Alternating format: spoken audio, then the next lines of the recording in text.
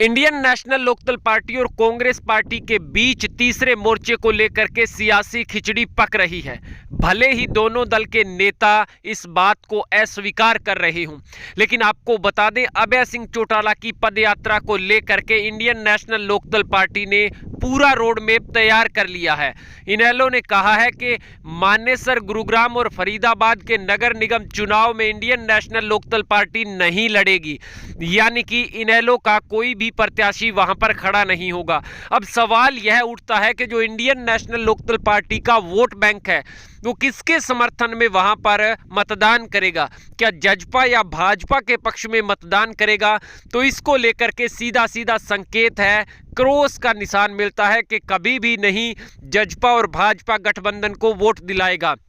आपको बता दें, हो सकता है जजपा और भाजपा दोनों अलग अलग चुनाव लड़े, फिर भी इनेलो का वोट बैंक जो है उनके पक्ष में नहीं जाएगा। तो अब रहता है कांग्रेस का सवाल, और कांग्रेस पार्टी के लिए तीनों नगर निगम के चुनाव जीतना बेहद ज़रूरी है, क्योंकि इससे कांग्रेस चाहती है कि आने वाले चुनावों की, लोकसभा चुनाव की तैयारियों के बल मिले और अपनी जो जनता के बीच मजबूत पकड़ है उसको बनाए रखें। और यह बात यदि गठबंधन होता है इनेलो का और कांग्रेस का, महागठबंधन में शामिल भी होते हैं, तो उसको लेकर के पहले हवा बनाना बेहद ज़रूरी है। और भूपेंद्र सिंह हुड्डा ने कुछ दिन पहले ऐलान कर दिया था कि सिंबल पर चुनाव लड़ा जाएगा, यानी कि कांग्रेस पार्टी हाथ के निशान पर चुनाव लड़ेगी। तो भाजपा जजपा गठबंधन साथ भी लड़ता है तो भी हुड्डा को मजबूती देने के लिए या भविष्य के गठबंधन को फिलहाल सियासी मजबूती देने के लिए अभय चौटाला या इनेलो का वोट बैंक कांग्रेस के पक्ष में मतदान कर सकता है,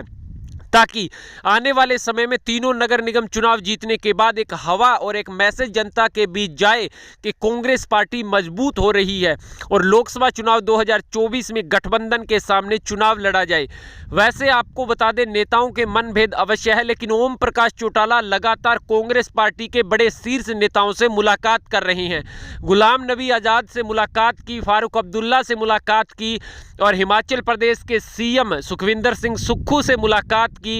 और निश्चित रूप से आपको बता दें कि गठबंधन को मजबूत बनाने के लिए, तीसरे मोर्चे में कांग्रेस को लाने के लिए ओम प्रकाश चौटाला लगातार प्रयास कर रहे हैं। और इससे पहले कहीं ना कहीं एक राजनीतिक, आपको बता दें, ओम प्रकाश चौटाला और भूपेंद्र सिंह हुड्डा एक मंजे हुए खिलाड़ी के तौर पर जाने जाते हैं।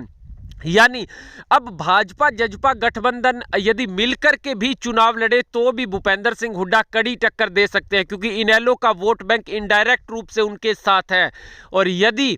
जजपा और भाजपा अलग अलग चुनाव लड़ेंगे तो निश्चित रूप से कांग्रेस पार्टी कहीं ना कहीं मजबूत पक्ष उनका बना रहेगा इनेलो के सहारे। तो अब कहा जा सकता है कि दो पूर्व सियासी धुरंधर एक मंच पर एकजुट हो करके भाजपा के कुशासन से अंत दिलवाने के लिए जनता के सामने